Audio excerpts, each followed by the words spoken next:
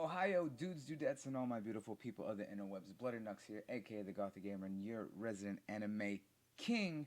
Finally back. It is Saturday, so you know what time it is. It is time to go beyond with the Smash Podcast. Guys, it has been a minute since we've had a show. It's probably been about a month, little bit of about 3 weeks or so. And I'm sorry. I'm real sorry about being off so long. Just schedules on the weekend has been off. The guys aren't here today, unfortunately. They had other things going on. I was like, in the past 2 weeks, I've been out of town. I was like, 2 weeks ago was my 1 year stream anniversary over on Mixer, so I was doing that, the 24-hour. If y'all saw that, you saw how crazy that was. And then last week, I was out of town because it was my sister's baby shower. So, Uncle Bloody had to be there doing his thing and all sorts of stuff. But there's just been a lot of things going on in the anime side of things, as well as in comics and all that, and pop culture. Can't find the glasses, but I was like, there are some things I definitely wanted to talk about with you guys. Definitely news wise, and I have. It's not gonna be long as typically, just because everyone else isn't here. But the few topics that I'm going to bring up, I'm going to go into quite a bit about. Um, but specifically, the big one with the whole situation at KyoAni, I'm gonna talk about that one last because that one's gonna be probably the one that I'm gonna go on for the longest bit about. So I want to talk about some of the other things that are coming out. So I have a few things, and some of these we may touch again later once the guys are here. But the first thing that I want to talk about is recently it was announced from the creator is that they're if y'all been following, big Akira fan. I absolutely love Akira, and we recently got up to watch Akira, and he fell in love with that. But recently, there's been a lot of talk, especially after the talks of the live action Akira film, and I have a whole lot of reservation and stuff about how I feel about that. With how much they're changing the story and how much they're trying to rewrite things and where the settings are and everything with that film, I don't have a lot of faith in what they're going to be doing with what they're doing with the live action. But the biggest thing right now is that they actually announced that there is going to be a new anime project in Akira. They're doing a new anime film, and this is being written by Katsuhiro Otomo. I was like, he is absolutely working on it, and I believe it's going to be called Orbital Era. So it's going to be a new series and a new film within Akira. And I think that's honestly amazing because of the fact that you're talking about the anime film that was absolutely pivotal for the Western audience to show, hey, anime isn't a child's thing. That was at the early start of like the Pokemon stuff back in the late 80s to early 90s. Because remember, Pokemon came out first, or no, the game came out first in 91, and then the anime in 93. But we had some other smaller animes slowly coming over during that time. Biggest one that a lot of people will recognize would be like Robotech. Robotech came out in the late 80s, about 86, 87, and that was one of the first ones that started getting people interested in stuff like that, especially to kind of kickstart the mecha uh, renaissance at that time. That was going to make mecha such a big staple before you saw others like Gundam and then Zoids and all those kinds of mechas that kind of came from there. But it would be Gundam that would actually kind of persist more than Robotech did. But Akira was one of the first films that came over. Besides, you started seeing a lot of the Studio Ghibli kind of films like that. But Akira was the one that showed people that the medium that anime sits in can actually hit notes that not a lot of other films will go into on the detail of the story that they write, as well as the visual appeal of how they present that. Because if you go and watch Akira nowadays, it's still one of the most beautiful and fucked up films that I've ever seen, and I love it. I absolutely do. The animation still holds up. The effects that they did back then, from the transformation, the way that they showed Taro's powers and everything that went on in there. I was like, or Tatsuo. I don't can't even speak today. Yeah, Tatsuo's powers or Tetsuo. Why am I saying Tetsuo? The way that they animated him using his psychic and telekinetic abilities, and then the transformation scene. The transformation scene alone at the end of the film, at the stadium, still cannot be touched on today's standard.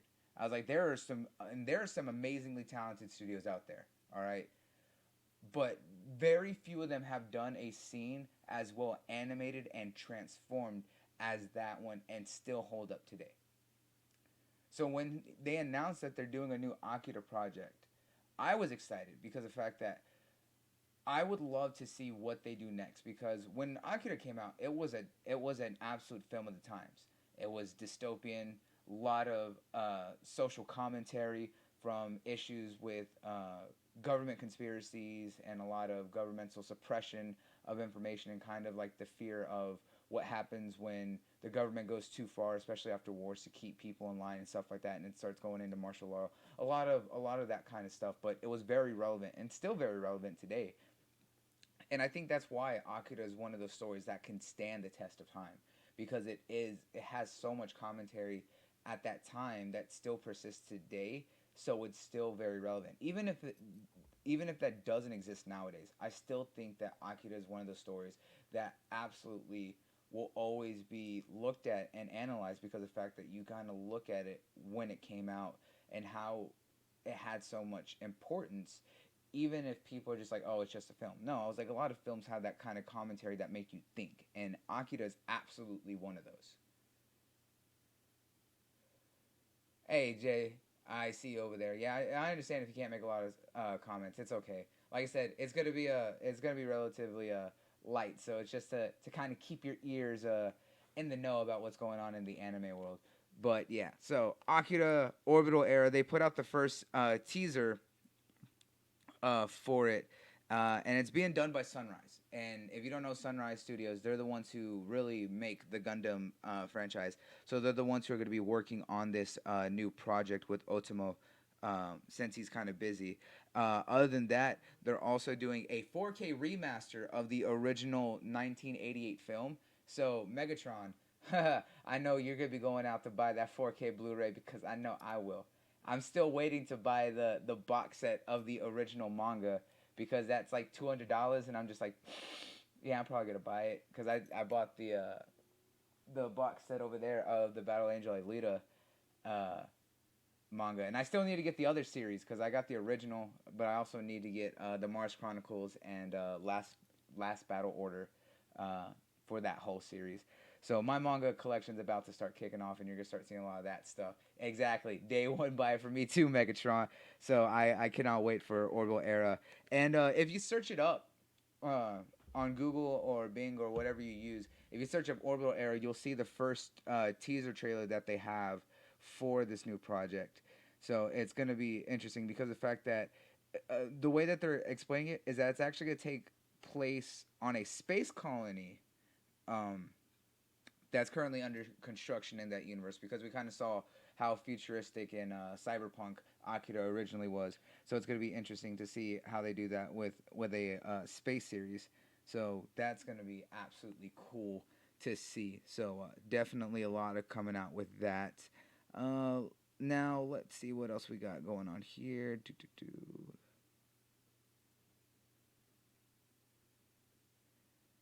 Think here. Yes. So going on to some game news real quick is that currently Bandai announced two MMOs coming out. As we all know, currently they just ran the beta for Bless Unleashed, which is one of their big projects. However, they also announced another one that's currently only in Japan, that is very, very heavily anime influenced, and it's called Blue Protocol. And I saw it and read the story, or the story of what they're talking about it, and I love the concept of it. It's very interesting. It's kind of sucks that it's only in Japan right now, but if you look at it, you'll get very much a mix of Tales, the Tales of series, as well as it also as being a collaborative effort between the Tekken Studios and the Tales of studios from Bandai Namco Studios and Bandai Online. So they're both kind of working on this. together. And if you don't know about Bandai Online, they're the studio under Bandai that specifically makes all their online Gundam titles. So all the Gundam games, especially the online ones, typically come from them. And if you see the trailer for it, it very much has a very strong anime appeal and story to it, and the way that it's stylized, the way that it looks. It almost kind of has a CGI anime, and it's not bad at all. It looks really well done. But I mean, coming from the studio that works on the Tales of series, I wouldn't be surprised with it because the Tales of series is basically a anime as it is. Anyways, so them doing this new MMO is really cool to see. I'm really enjoying it. I kind of want to see more of it because right now they're doing their beta for it. And I think it's only like 10,000 people, so I want to wait to see what information comes out of it after their beta or alpha, whatever it is, from Japan, and if we're gonna see it over here, because that would be one I'm interested to play on PC besides Fantasy Star Online. So when those come out, those are gonna be interesting to see more of. I also played Blessed Unleashed. I was really liking that, so that one's gonna be real good to see as well. Let's see what else we got here besides the talks of it. Oh, currently, as it seems to keep happening, speaking of games in Japan, right now, it seems Atlas just can't get a break over there with Sega because of the fact that there's a lot more information coming about, some of the changes coming out from Catherine Full Body Edition, with the way they're handling Rin, as well as all the issues and stuff like that that happened around um, the way that they talked about Erica and how much they had to change because it was seen as homophobic or not homophobic, transphobic. It I don't see how it was. A lot of people who I know who played that game didn't feel that, who are trans and stuff like that. So I you gotta think that that game came out less than 6 years ago and it was perfectly fine and well received back then and no one had an issue. Suddenly it's an issue. You see how fast this dynamic and culture can rise and kind of be toxic, especially with the whole SJW movement. And I'm all and the, people might want to say that I'm completely against it. No, I was like, I love gays. I love all of them. I was like, all the allies, all the LGBTQIA, all those people. I do love them. I was like, and I have respect for them and all that. But it's the people who are going to the extremes and attacking places because of the fact that they see a certain vision and things like that, when everyone else is just kind of like, what? They're the ones who aren't even supporting these things. They're not even the ones who are going to be playing it or going out and buying these products. They're literally just making an issue of it just to make an issue of it. And that's the bad part about it, is that when like these companies have to give into these things, these aren't even the people who are actually going to be supporting the product. They're the ones who just want to make a voice or a concern about it. I do want to get Data Live Rio Incarnation. I just don't know if I'm going to get it out when it drops. There are a couple games that are coming out on PlayStation that I do want to get. I want to get that one. I still need to go and buy the Dot Hack Rebirth series with the original Dot Hack games, because Dot Hack was one of my favorite turn-based RPGs and also one of my favorite animes. You know, one of the first video game animes around. Just saying. People want to say it all about Sword Art Online. Get that shit out of here. Dot Hack did it first. 90s, baby. 90s and 2000s. Respect. Now, yeah, so unfortunately Atlas just can't seem to get a break with everything that they're doing. And it sucks because of the fact that Atlas does great stories, and they handle a lot of these topics very well. Let's say, look at what Persona. Persona and the Shin Megami Tensei series are some of the best stories out there.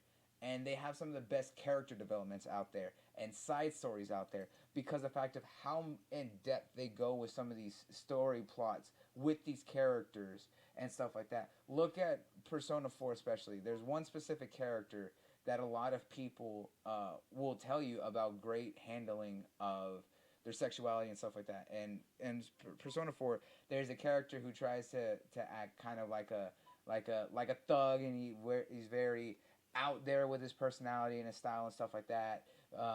and he tries to act tough all the time and always wants to be like aggressive, and a lot of people just thought he was a bit of a dick. But as you kind of go through his whole character side plot and stuff like that, you find out that his big issue is that he's acting out and trying to show a certain side of him because of the fact that he's fighting himself internally because he's questioning his own sexuality, and stuff like that. And it's handled really well. It's a legitimate thought process about how someone who's fighting with that issue would be. So the people who are attacking a studio like Atlas, who's done these kinds of stories, handle these kind of characters, the way that these characters interact is not wrong or anything. These are how some characters will act. Like people, especially with the way that Vincent talks to Erica. He sees Erica in a certain way, but it's not out of disrespect or anything like that. And the way that they say that he talks to Erica is all transphobic and completely like all over the place. It's like, no. I was like, one, that's the way that the relationship's written. You can't define the relationship because that's a world that they've created with how those characters understand each other. You're getting mad over nothing. I was like, it's not seen that way at all. But people are going to cause a controversy to cause a controversy. That's how it always is. Yes, Kill la Kill If was another game that I want to bring up. Kill la Kill If I'm absolutely looking forward to because I love the way that they're rewriting the story on what would happen if the sisters switch place. Instead of it being about Ritsuko, that it's going to be about her sister, the student council president and stuff like that. If they were on the opposite sides and had the others' outfits, so that one is actually going to be really interesting, and it actually looks fairly well. I was like, I saw some of the demo gameplay that they put out for it. So Kill la Kill If is definitely on my list. Like a lot of those Japanese anime games, I definitely do need to get for my PlayStation, especially the ones that are confirmed that aren't coming to the Xbox. I was like, I want to get those as soon as I can to kind of build up my PlayStation library over here, so that way I can stream some of that for the people and stuff like that. But Kill la Kill If is definitely gonna be interesting. But right now, unfortunately, Japanese games are kind of being hit in all the wrong spots, man. Everyone is coming at them in the worst possible way, and it sucks because the fact that what people forget what's culturally fine over there, or the way that these games are and stuff like that. Yeah, they're not gonna make sense here, but you're literally attacking these studios and blaming them and calling them all this stuff, and then going out on a limb to make them forced to change their stuff or censor them when not all of it's bad. Some of it I can understand, but there's some that are just like super extreme and stuff like that. Like right now, there's censorship going on for the game. I think that it was Raspberry Pi, right? And not the tech, no, or Raspberry Cube. Raspberry Cube, that's what it is. Raspberry Cube. Because on the cover there's a girl on there, and it's a panty shot. It has etchy content in that game, but it's a lot of upskirts and stuff like that. It's a mature rated game. It's rated Sero 17, I believe, or Sero 15. I think it's Sero 17 for mature games over there, for visual ratings in Japan and stuff like that. And it says that it has like nudity and all that kind of stuff on it, and stuff like that, because there's a lot of upskirts, panty shots, stuff like that. But a lot of people were going at it saying that they need to censor the cover and stuff like that. But it was specifically because of the character itself. It looked like a young girl. But if anyone actually did any basic fucking research, she's a lolly. And she's in high school. It's one of those. It's a high school dating sim and stuff like that. And the character is a lolly type character, very small, petite. Looks young, but she's not. And people made a big deal about that. Just like if they were to put the typical high school busty babes that they always do in anime. Big titted anime girls, gotta love those, right? But no, don't matter how the character looks or what age they are, people are gonna fucking find a way to complain, and it's absolutely stupid the way that they did. Yeah, that too. And the whole series has been on PlayStation. I'm glad Jay mentioned something in the chat. He mentioned that right there that Super Neptunia RPG uh, got censored as well, and the whole Super Neptunia series has been on PlayStation and never been hit with censorship as bad as it is now. And that sucks because I do love the Super Neptunia series. I was like, that's another fun little turn-based RPG. Better yet, not only that, I was like, the entire Super Neptunia series is literally all about video games, and that the main characters are based off of the big three. You have a character that is based off of Sony, that's based off the PlayStation. I'm talking like color motif, the whole 9 yards. Yeah, for and then you also have a character that's based off Nintendo, but I believe her design was based off the Wii era Nintendo, so her colors are like Wii colored and stuff like that, and her style is all Wii colored. Then you have a character that's based off of Xbox, so she has like the X, the white and green, like the whole shebang, like straight up. All the characters are based off of video games and specifically the video game companies and stuff like that, and it's lovely, dude. I love it. But the fact is now Sony is so hardcore on this censorship train and stuff like that that they're going after a series that has been on there, been never been censored, and it's suddenly super bad. And this is all honestly because of the fact that Sony moved their headquarters from Japan to uh, San Diego. I think it's San Diego or San Francisco. I can't. It's somewhere in California, and they are super SJW pushing that policy because it's no longer the Japanese making the call anymore. It's now here in the western side of Sony, and it's hurting them. It's so bad. Yeah, Jay. I mean, if you buy a Switch Lite, you can. I was like, yeah, I have better battery, but I mean, it's not going to be as powerful, as useful as the Switch itself. So you're paying less for significantly less for less features. So the Switch Lite to me is kind of like it's Nintendo doing Nintendo's thing. All right, I'm gonna going on this tangent because I already started. So the Switch Lite and the hype around the Switch Lite has literally proved that Nintendo does what Nintendo always does, and people will absolutely do it. And I can't knock them for it. I don't knock them for it because they do this every time with every console, or not every console, every handheld that they made. All right, they always make a base version, a very clunky big version, and then they streamline it, make it smaller.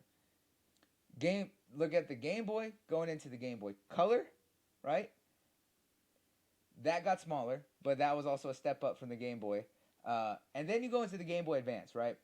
You have the Game Boy Advance, the original big, wide, fat one that we all used, before they came up with the Game Boy SP, or the Game Boy Advance SP, which is the smaller dual screen flip one that actually had a built-in backlight, so you no longer had to buy the little clip-ons that plugged into the weird USB port on the top of the fucking Game Boy Advance to be able to play in the dark and stuff like that. It had a better battery, cheaper, but it was a light version, so it was smaller.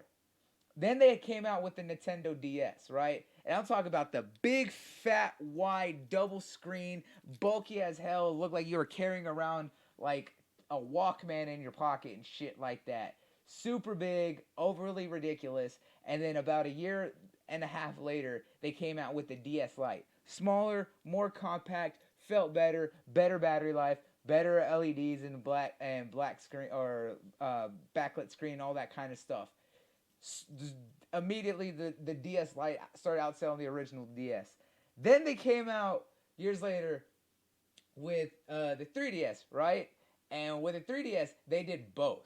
So the 3DS, they had the big version or the regular version. Then they made the 3DS XL, so they made a larger version of it, better battery, still a little bit more sleeker and stuff like that from the base. And then they came out with the 2DS, and then they came out with like the 3DS, like a light version, like a smaller one. So they literally touched on every aspect of that. So Nintendo always makes a light version. So with the Switch now, you're paying for a smaller, more portable version that is thinner than the Joy-Cons itself. Always portable, But the thing is, and it has better battery life, and it's about $100 cheaper, right? However, with the Switch Lite, I was like, you don't get all the aspects of what makes the Switch the Switch. I was like, yeah, you have the built-in controls, but there's some games that use the Joy Cons and need you got to use them. You can't do that. And I was like, and I don't believe. And I was like, now the games are gonna have specific aspects on if they are gonna have controls specifically set for the Lite. So you're not gonna use the Switch Joy Cons or anything like you would typically do, having all fun with that, right? And then it doesn't switch. It doesn't dock, so you can't connect it to the TV. The thing about the Switch is that's nice about it is that you can make it a console and play it on your TV and be able to get the console feel. And then whenever you're going out and you don't want to play on your TV and you want to take it to go, you can take it. It switches. The Switch Lite does not switch. So it's a misnomer because it's not doing the shit a Switch does. Exactly. For all that, you might as well just buy an actual Switch because it does more. Yes, it's not going to have the better battery life, but you're getting more out of this original Switch than the Switch Lite. Oh yeah, no rumble either. Oh, you okay, you can hook up the normal Joy-Cons, but even still, smaller screen, doesn't switch, no dock mode, all that. I mean, you're just better off just getting an actual Switch. I would just say that's my opinion of it. You're paying less for significantly less features, and it doesn't do what it's named to do. It doesn't switch.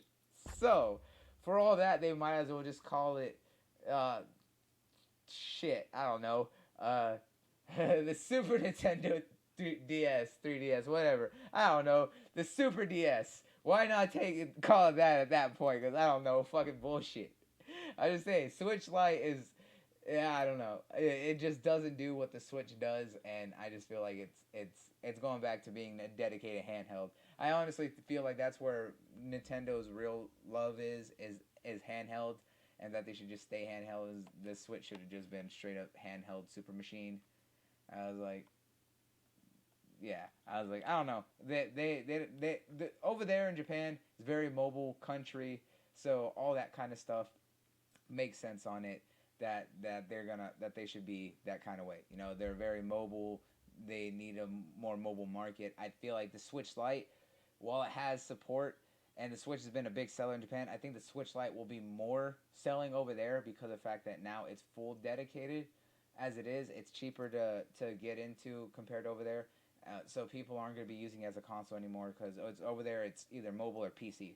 So I was like, this is gonna definitely sell real big in Japan and support that market over there. If you really want to get down into it, that's honestly where it's gonna be like really big. Over here in the West, everyone likes playing on TV, on console or on TV and stuff like that. So it'll still sell over here for people who want to make it dedicated or handheld or who are always on the move. Um, but honestly, it's one of those things that's gonna be iffy. If you don't have a Switch, you're still better off just buying an actual Switch and just carrying that around all the time and stuff like that. Because now you're gonna have two big console makers out of the gaming companies that are gonna have portable and mobile aspects. Because you're gonna have the Switch already and the support that it's gonna be getting, as well as now with Project X Cloud, you're gonna have your whole Xbox library. You have a fairly decent. And I was like, most phones can easily support it now and stuff like that.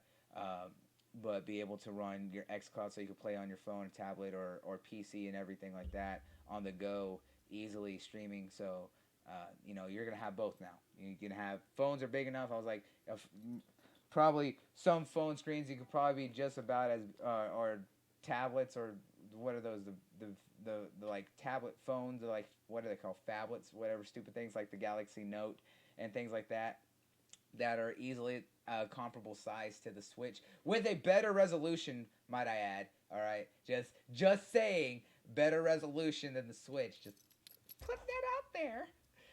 But you're gonna have two very mobile markets easily locked up, so they're doing the right thing on there. I understand if you don't got enough HDMI ports. I was like, that's why sometimes it's better to get a Switch box or HDMI splitter, switcher, and stuff like that.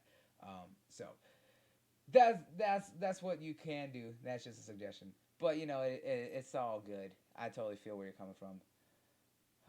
But yeah, gaming, the Japanese gaming market here in the West is definitely rising, and we're seeing a lot of the support because of games like Blue Protocol, like Bless Unleashed, like everything that comes over any anime inspired. Even what we're seeing with the new Tales of Rise game. Tales of Rise, uh, absolutely looks beautiful. Dragon Ball Z Kakarot. That I got to mention this because of the fact that I put in the title. Dragon Ball Z Kakarot. I got to play at E3. I didn't talk about it. Surprised me.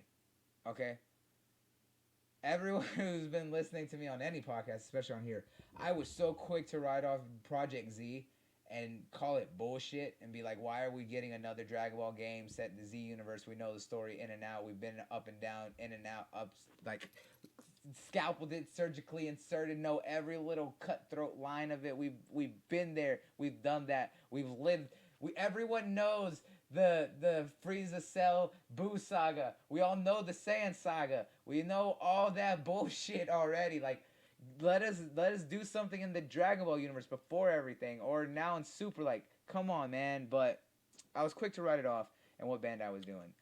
But I got to talk to some of the people at Bandai over there and got hands on with the demo of it, and I like it. And that surprised me because I was so quick to write it off. So me writing it off and saying it's bullshit should already let you know that it surprised me because it is an action RPG. It definitely feels like an action RPG, and everything like that. But it just plays well. I was like, the combat is definitely interesting because of the fact that it used the companion system. Goku always has one of the Z fighters with him depending on what's going on in the at that point in the story. So you can switch out between the Z fighters.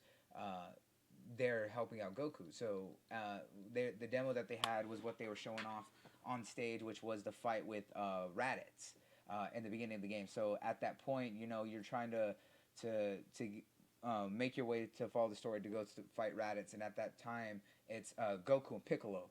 So Piccolo is your companion partner, and you can find random fights out in the world with some of the people that you can meet around, right?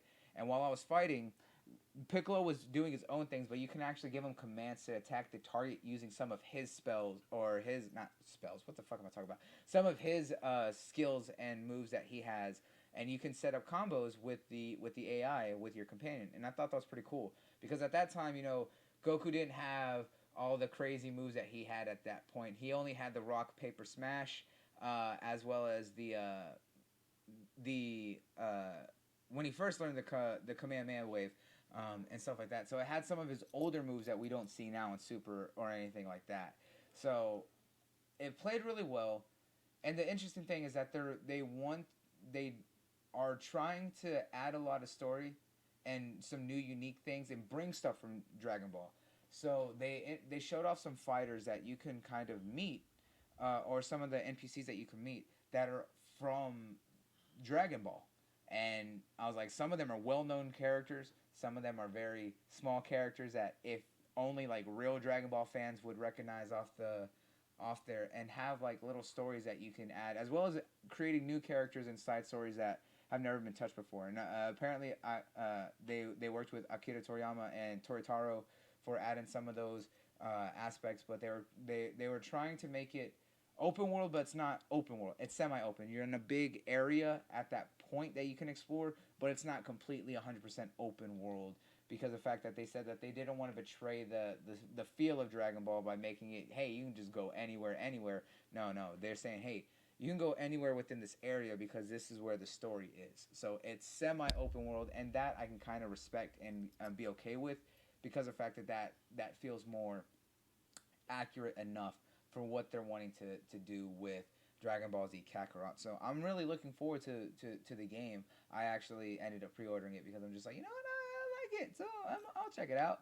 So I was surprised, and the art style really caught me off guard. I was like, I love the way that the art played. The gameplay felt great. I was like, the boss battle against Raditz was really fun, and bombastic because Raditz was using some of his crazy attacks and stuff like that, and they had to definitely exemplify and make the moves out there a little bit more because not everything that they used was used in the anime and stuff like that. But it's still not bad. I'm really looking forward to it. So I was like, definitely keep your eye on it. I would say that. Me, I'm actually surprised on how I feel about it. So I'm actually gonna check it out because, like I said, they had a lot of characters that not anyone would know unless you know Dragon Ball. Like they had Launch as an NPC in there that you can talk to and stuff like that, as well as they had Ader. And if you don't know Ader, Ader was one of the first androids that Goku ever ran into, who used to be ex Red Ribbon, but he stopped doing that because he wanted to protect the animals and stuff like that. So yeah, definitely a lot of that kind of hidden stuff in that game. Now, for the last topic, I I have to talk about this, and it it breaks my heart to really go into this topic, but with the fact that this happened, it's hard to not talk about, especially for any anime fan. So, earlier this week, there was news that there was a fire at Kyo Ani Studios. And if you don't know Kyo Ani, or as their full name is Kyoto Animation, they are an animation studio in Kyoto, Japan. Very small studio, about 70 people, very talented. Well, there was a fire that happened at the studio, and it turned out it was arson. A 41-year-old man went to the studio with multiple containers of gasoline and fuel and lit the studio on fire. And not only did he light the studio on fire, but when some of the workers were trying to escape and get out, he was actually seen throwing gasoline on the workers as they try to escape. And it has been finally confirmed that out of everyone, so many people were injured from the fire and stuff like that, and many were taken to the hospital. Well, a majority of the people who were taken to the hospital unfortunately didn't make it. 33 dead has been the confirmed number from Kyoto Animation. About half the team there. You're talking about a studio of only 70 people in Kyoto, especially in Kyoto, man. So if you know anything about Japan, Tokyo is the big metro city. Everyone knows Tokyo. Well, Kyoto is a smaller city on the west or on the eastern side of Japan, because I believe Tokyo's in the west, Kyoto's in the east, and Kyoto is more country. You know, it's a much smaller studio, still a big city ish, but it's more country style feel to it compared to the big metro that Tokyo, Japan is, and all of the districts um, and areas around Tokyo. It's sad to hear about what happened because of the fact that the reasoning that it happened was apparently that the guy felt that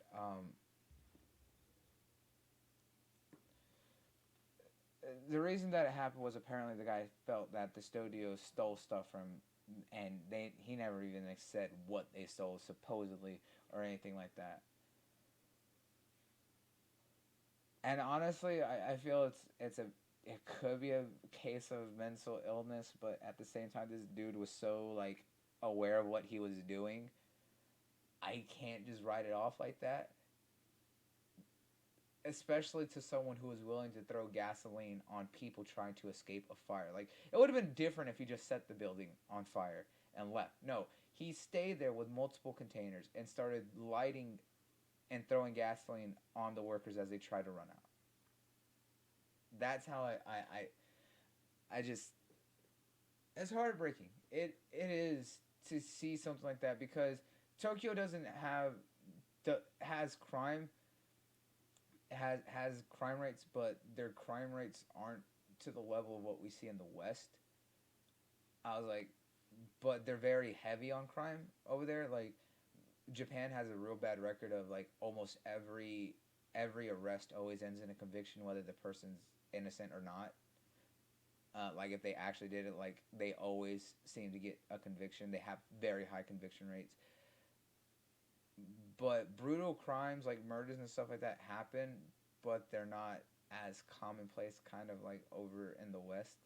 I was like, and when they do, I was like, because of the fact that they have heavy gun laws over there, it tends to be more crimes of either stalking or passion, like very bad stabbing kind of crimes and stuff like that. But what happened to Kyoto Animation was is a tragedy because for those who don't know Kyoto Animation, the reason I talk about them is that Kyoto Animation has such a history for anime fans, whether people recognize it or not. They're known for slice of lives, and slice of lives are one of those things that either you like it or you don't. You know, you like something that's either very calming and down to life or down to earth, and you can just kind of enjoy it, whether it's a love story or just something simple. Slice of life isn't for everyone, but what they did with slice of life is all across the board, and their animation is next level. All right, Kyoto Animation, some of the things that they worked on. K-On! If you don't know K-On!, K-On! Is about a girls' music club who literally sit around, drink tea, eat sweets, and play music. Just cute girls doing cute things, and I love it. It's very artsy. It's very cute. It's very down to earth, and it's enjoyable. I loved K-On! Other things that they worked on, they're the studio behind the biggest meme machine besides JoJo's Bizarre Adventure because JoJo is a meme. They're behind the other anime that's very meme worthy, recognizable, enjoyable, will make you laugh as a slice of life, but it's a comedy too. They're the studio behind Nichijou. They're the studio that animated Nichijou, and if you search up Nichijou, more than sure certainly, if you don't know Nichijou, you'll know Nichijou when you search it up because of the fact that you've probably seen their gifs like everywhere because that show is literally just walking hilarious meme material. You see a kid looking out a window and see his principal like pile driving or suplexing a deer. Yeah, that was Nichijou. You see someone who's petting a dog and gets their hand bitten and suddenly there's a giant laser in the sky. Nichijou. Someone who straight suplexes and like slams a goat. Pretty sure it's Nichijou. That that series is amazing. I love that anime, and it's just pure laughs. Other things that Kyoto Animation have worked on, they're the studio behind Clan Ad.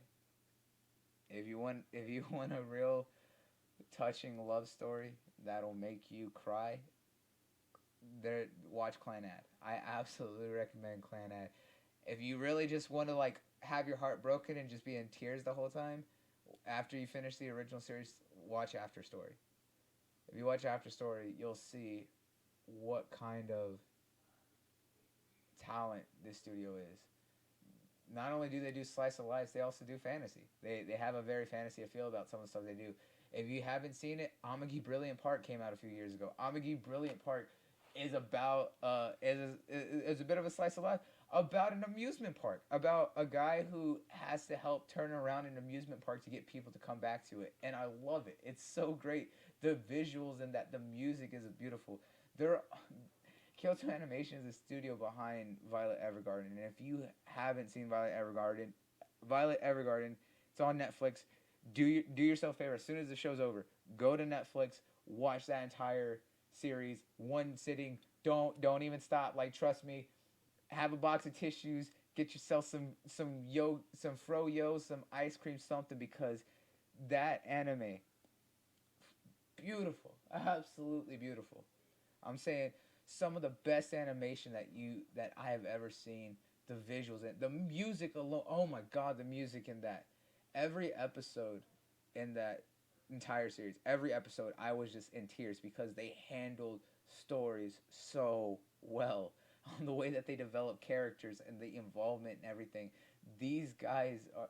This studio is so talented. Not only that, they're the studio that did a silent voice. I was like, y'all, for the past year, y'all have heard me rave about A Silent Voice. Y'all have heard me rave about Violet Evergarden. This is that studio. the director worked on all of these projects, and he was one of the people that was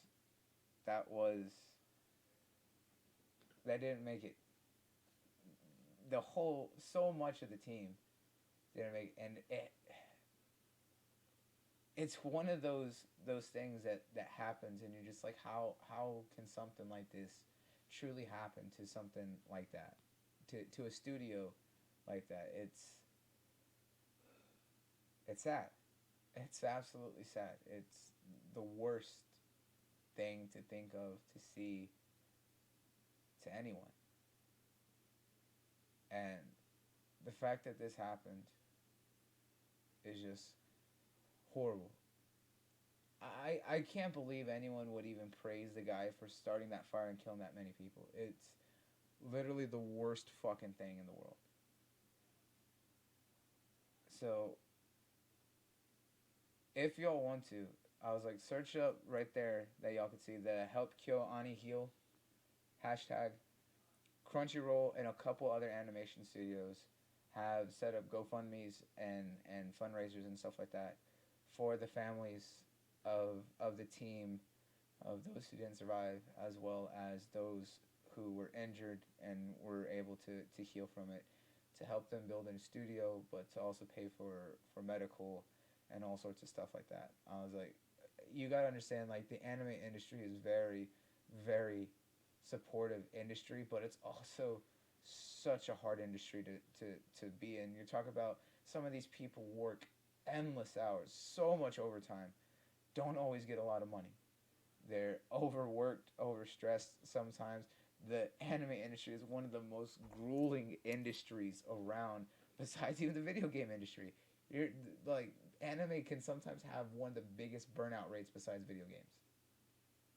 And you're talking to people who literally will sleep under the desk to meet deadlines and stuff like that. For them to suffer like this in a city where this almost never happens. Like, Kyoto is, never had something like that. Kyoto is a very small country style city, and Kyoto Animation. There's not a lot of animation studios in Kyoto. Kyoto Animation was their shining star, and to have something like this happen to them, it's sad. It absolutely is. So if you guys want to help the industry and support what they do, like I said, please go check it out and show them any sort of support that you can and stuff like that. Or if you want to, like, go experience. If you've never seen any of their series, go out and experience what they've done. Go and this use any streaming service. I was like, especially the legal ones. I was like, because this is one of those times where I'm gonna say absolutely do that. I was like, because all the revenue that they're getting, that some of these places are doing right now, is all going to help support KyoAni. So if you haven't checked out any of their stuff before, please go check it out. Just search them up on anywhere, on Google, being whatever you got to search them up on, and look at a lot of what they did. Like I said, I recommend K-On! I absolutely do. Nichijou, absolutely recommend if you want to laugh. Amagi Brilliant Park, absolutely wonderful. Clanad is one of the best stories. I was like, hell, they got one of my favorite love stories with Chuninbyo, with Love, Chuninbyo, and Other Delusions. And so, it's one of my favorites because of the fact that the kids in that series are so heartwarming, and we've all been there. We all have those awkward middle school years that we try to forget about when we go into high school and stuff like that. And there's always the ones who are so far in the craziness of it all. I was like, yeah, they made K-On! Yeah, they did K-On! They did K-On! Nichijou, Amagi Brilliant Park, Love, Chunbyo, and Other Delusions. They did Clanad. They did Violet Evergarden, A Silent Voice. Heck, if you want a mecha, they're the animation studio behind Full Metal Panic. I was like, and a lot of people like Full Metal Panic and don't realize that Kyoto Animation is the studio behind that. I was like, so if you want a good mecha too, I was like, go check out Full Metal Panic. I was like, that shows that they're kind of all over the place. While they make their living with slice of life and those wonderful stories, they can outstretch and hit others too. But seriously, guys, go out if you've never watched any of their other series. Go show support and love and check out the talent that the studio had and definitely help them out. Because like I said, I've already done what I could and supported that fundraiser because of the fact that as an anime fan, this is one of the times when the industry absolutely needs to be supported. And Kyoto Animation is one of those studios that absolutely deserve everything that they get.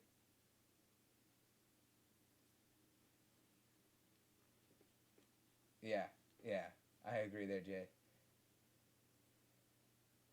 It's just it's heartbreaking.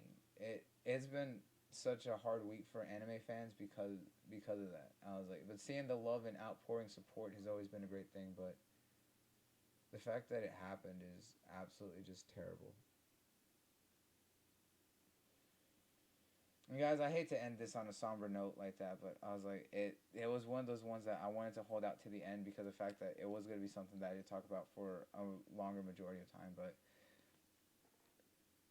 seriously, go check out what Kyoto Animation has done. I can't stress that enough. Go see what they have done and how hard it is for the anime community to suffer a loss like what happened to that studio with everything that just happened. But guys, it's coming up on the end here. Like I said, it was only gonna be a short show today, and I'm sorry, but hopefully next week we'll be back on our regular schedule and we'll have the team back here at our regular time. We're trying to work out everyone, um, but we do have some other things coming in the works and stuff like that. So do be looking out for that. I'm trying now that I got a better schedule for myself, especially with my job and things like that, with our families and everything that's going on.